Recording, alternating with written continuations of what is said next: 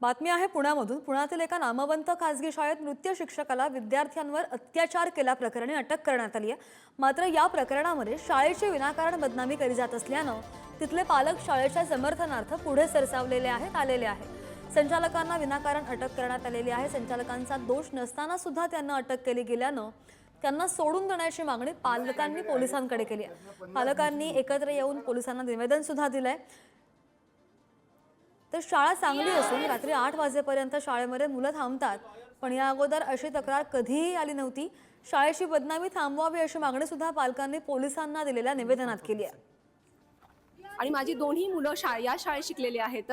शाळेत असं इतकं छान वातावरण आणि इतकं छान शाळा आम्हाला लाभली आहे, याच्याबद्दल आम्ही उलट जास्त आमचं पूर्ण सपोर्ट शाळेला आहे आणि we are happy that we are millennium parents. माझा शाळेला पूर्ण सपोर्ट आहे, पूर्ण म्हणजे ट्रान्सपरंट तर आहेच आहे। मुलांची काळजी ते डेफिनेटली घेतात आणि म्हणून तर मी इथे आहे आज। आमच्या मुली शाळेमध्ये 10 ते 12 तास असतात। आफ्टर द स्कूल स्पोर्ट्ससाठी त्या शाळेत असतात।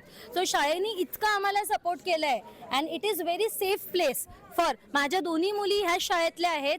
मोठी मुलगीचं ऑलरेडी झालंय, छोटी आता आहे स्कूलमध्ये।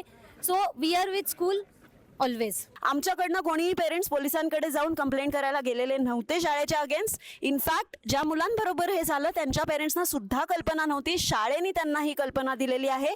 हा सगळा प्रकार शाळेने स्वतः बाहेर आणलेला आहे। शाळेमध्येच शिक्षकांना अरेस्ट केलेलं आहे।